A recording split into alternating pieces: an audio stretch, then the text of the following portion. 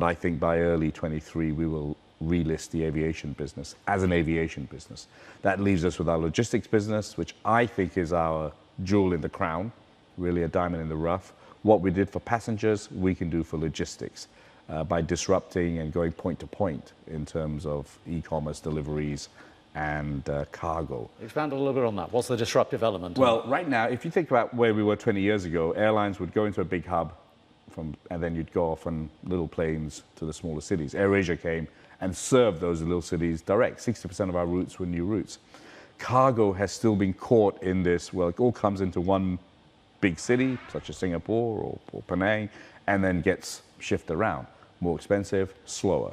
With our network, we can move cargo to secondary and tertiary cities much, much quicker, much cheaper, and we think there's a huge opportunity there. What about in the other elements? I mean, you're talking about ride-hailing, you're talking about deliveries, you're talking about a super app. Now, you're a bit late to all of this stuff. We're not. I mean, you could say that about AirAsia. 20 years ago, if you were interviewing me and said, well, you're a bit late to start a low-cost airline when they're all national carriers everywhere. But we ended up becoming the 4th largest airline in Asia in 20 years. The market for digital e-commerce is just starting. So if you look at our super app, it's based out of, and people forget, we were an e-commerce company way before anyone else. We started selling tickets on the internet 20 years ago. There were no payment systems or nothing. So we have that wonderful experience. And we're taking AirAsia.com was one of the biggest apps just selling AirAsia tickets. We're doing what Amazon did. They were good at selling books and they just expanded it. So now we're like an Expedia. We use our delivery infrastructure to do food delivery, ride-hailing, and express, so similar to DHL, and potentially at some point disrupt the financial services market by allowing our market to participate in investing.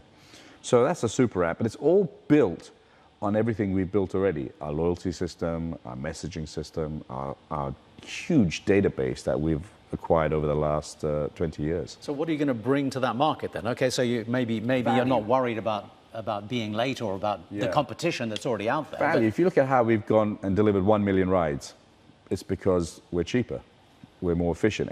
That's all I know. Low costs and strong branding, right? High efficiency.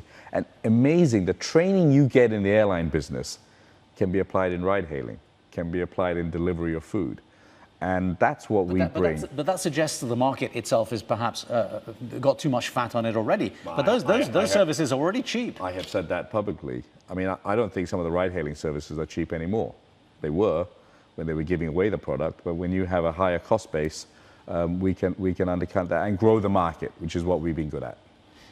Tell me about digital bank licensing. How does that fit into the overall strategy? Well, we're applying. I think. Why is that going to help you?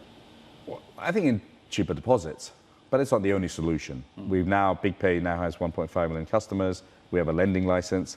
We can work with banks on the deposit side if we don't get a bank license. But the bank license potentially offers you cheaper liquidity in the deposit side, but not tremendously great. So if we get it, fantastic. If we don't, our plan still moves ahead. We've built one of the biggest fintechs in Malaysia. Really good for me. We just started lending. We did 500 loans. All right. 52% of those loans are people who never had a chance to take a loan before. All right, fantastic. Let's finish off with one final quick question. AirAsia in India, what do you see as the future for that? I think we'll be exiting India. I think we're discussing with the Tatars. We'll remain very close with the Tatars through freight, logistics, and passengers. But I think we now know, and COVID has taught us, our playground is Southeast Asia and ASEAN. That's where our sweet spot is. So that logistics business you were talking about earlier on is going to be Southeast Asia? Yes, but also it will we will use people, we will do cargo from outside of ASEAN into ASEAN and vice versa. But ASEAN is the main playground.